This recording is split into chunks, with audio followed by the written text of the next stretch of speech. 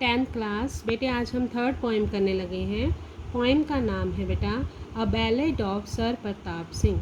सबसे पहले बेटा आपको पता होना चाहिए कि बैलेड क्या होता है। बैलेड एक जो है वो पोएम ही होती है जिसमें शॉर्ट स्टैंजास में एक स्टोरी जो है वो नरेट की गई होती है, मतलब कोई स्टोरी बताई गई होती है स्टैंजास में।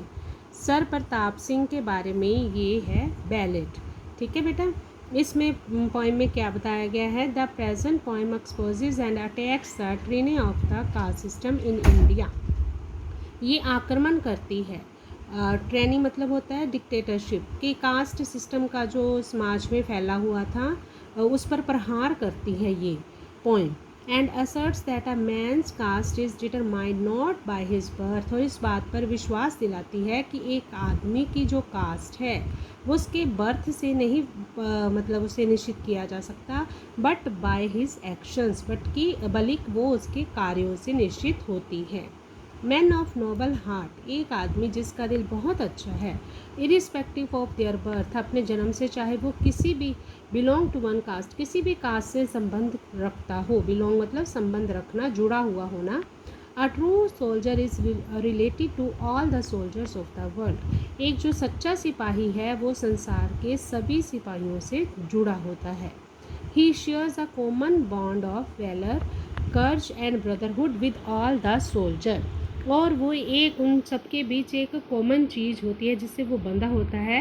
वो क्या है, एक उनमें वैलर मतलब ब्रेवरी, बहादुरी होती है, कर्ज मतलब साहस, और भाईचारा ब्रदरहुड, और मतलब वो संसार के जितने भी सिपाही हैं बेटे वो एक दूसरे के साथ जुड़े होते हैं अपनी बहादुरी के लिए, साहस के लिए और भाईचारे के लिए। हर सिपाही के साथ दूसरा सिपाही जुड़ा होता है। यही in the first year of him that first was emperor and king, मतलब उसे सम्राट, एम्परर मतलब सम्राट, एंड किंग मतलब किंग राजा, राजा और जो है उसे सम्राट बने हुए अभी पहला ही वर्ष चल रहा था। फर्स्ट ईयर ऑफ हिम मतलब उसका पहला ही साल था। A rider came to the rose red house, जो सर प्रताप सिंह थे उसके जो महल का नाम क्या रखा हुआ था उन्होंने, रोज रेड हाउस था। उसमें एक राइडर, राइडर होता है बेटे घुड़सवार, राइडर मतलब घुड़सवार आया। रोज रेड हाउस लाल गुलाबी महल में आया। ये किसका घर था, हाउस ऑफ प्रताप सिंह, ये प्रताप सिंह का घर था, मतलब वो एक राजा था। कौन, प्रताप सिंह, उसी के बारे में है ये पोएम, उसी की सारी स्टोरी है इसमें। सेकंड स्टेंजा देखें बेटा आगे। Young he was an English man, वो घुड़सवार जो राइडर आया उसके महल में वो जवान था और एक इंग्लिश मैन मतलब अंग्रेज था। And a soldier hilt and heel, soldier वे सिर से पाँव तक, मतलब हिल्ट मतलब सिर से, हील मतलब पाँव तक पूरा सिपाही था।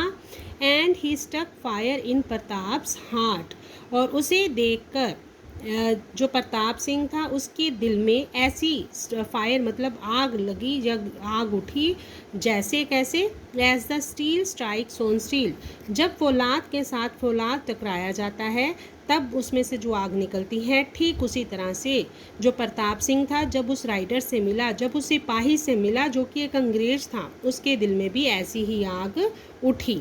ठीक है बेटे। स्टील मतलब स्टील, फौलाद के साथ फौलाद, स्ट्राइक्स मतलब टकराना।